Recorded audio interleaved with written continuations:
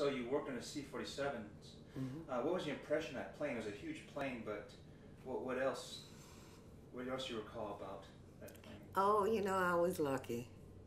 The song "Rosie the River" that came out at just that time I was there, and everybody was singing it to me. I don't know if you've ever heard "Rosie the River," the song. Yeah, I'll sing it to you later. Okay. And how many people worked in your section? Well, there were a team of 4 of us. We were on the, they were on. It's just a wing where they are, and they had, and we had the section of the wing that had all the aerolons, the landing gear, the everything there, and so that was harder. Instead of just a nice sweep like that, it was harder. You had to go in crevices and rivet. We had all kind of buck and bars, but we did a good job. We were a crackerjack team. Did you witness any accidents at the plant? No. Well, they were very safety precautious.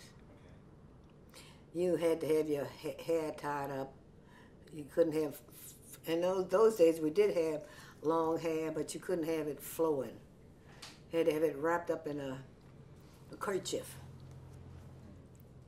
And of course you had to have, when you were drilling things like that, you had to have goggles or something over your eye. And any infraction of that meant trouble for you. Did you have any problems with unions or anything, disputes? I never knew there was a union. I don't think there was any unions there, a dispute. Okay. There wasn't. I didn't pay any union dues or go to any meetings. Who was your immediate supervisor? His name was John Moscow. He was from New York. Don't let the cat in here. He was from New York. And he was funny. He had that accent. He wouldn't call us you all, he'd call us yous. Can I help you? Please. Where were we? About your supervisor from New York? Yeah, he was funny. And if 2 people got together and talking, he said, "Would you like me to serve you some tea here?" Things like that. He was funny. Different, you know, different accent and everything. And we laughed at him, we enjoyed him. So it seems like you got along with him. Yeah. And did you ever meet or see Mr. Higgins? Oh, no, no. So you never came by the plant when you were there? No. He had a shipyard, too. Sure he did. Anything else comes to mind about working at the Michoud plant? Any experiences, anecdotal stories? Can't think of anything, anecdotes or what. We were making good money and happy. Did you have any friends or relatives that worked there as well? Well, I made friends there. Didn't go there with any friends or relatives. But tell me about your family. Didn't you have some brothers and sisters? Didn't they serve during this time? Did they serve in the military? At that time, my 2 brothers and my sister was in the service.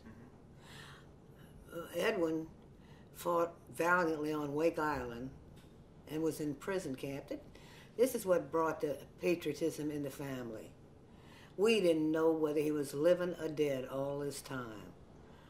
The Japanese didn't give you any information, so we had no idea. Which made us very patriotic to try and end the war and get him home if he was still alive. And fortunately, he came home. And your sister, where did she serve? She joined one of the first companies in the Women's Army Auxiliary. They didn't have military status. They were only auxiliary. And then they served so very well that they incorporated them into the Army, and they got military status. And how long did you work for Higgins Industries? A year. And what year was this when you joined? 44, I think. Okay. 44. It's kind of towards the end of the war. Why did you leave Higgins Industries? To join the Women's Army Corps. Okay. Now we're up to date, huh? Excellent. And so when did you join the Women's Army Auxiliary Corps? When did I say? It was 1944. That's when I joined. Okay. Where did you go for your induction?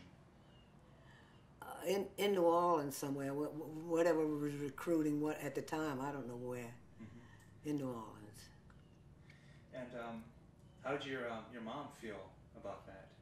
Joining the WACs? Well, she was so idle, and I don't know. She just took a notion. And where did you go for your training? Des Moines, Iowa. Okay. Nice place. Nice people. Tell me a bit about the training you underwent. We, I think, received the same training as the men. Physical exercise, orientation, and everything that we had, except combat. Nowadays, they train in combat and they go to war with the men. I don't subscribe to that. I would not have joined that. We were supposed to take a man's place, you know, right. Administrative work or whatever we could do to release a man. So tell me more about additional training you received at Well, then they took us at. I had no office training at all. I went to an academic school, and they had typing and just typing. That's all, typing, and they taught us to type so that we could do headquarters work, administrative work, and it was good to be. And that was a very short thing. You just learned the basics with finger, and you had to build up your speed later when you were working. Okay. And so you pretty much, after you finished your training, did you stay in Des Moines? No. Well, once you prepared, you shipped out. Where did you go? I went to Fort Lewis, Washington. Okay. Wonderful place, wonderful climate, wonderful base. How long was the training for? I think it was 6 weeks. Okay. And 6 weeks basic and maybe a week of typing. And learning how to do things Army way, administrative work. They always said that there was a right way and a wrong way and the Army way, but we always said there was a right way and the Army way. We eliminated the wrong way.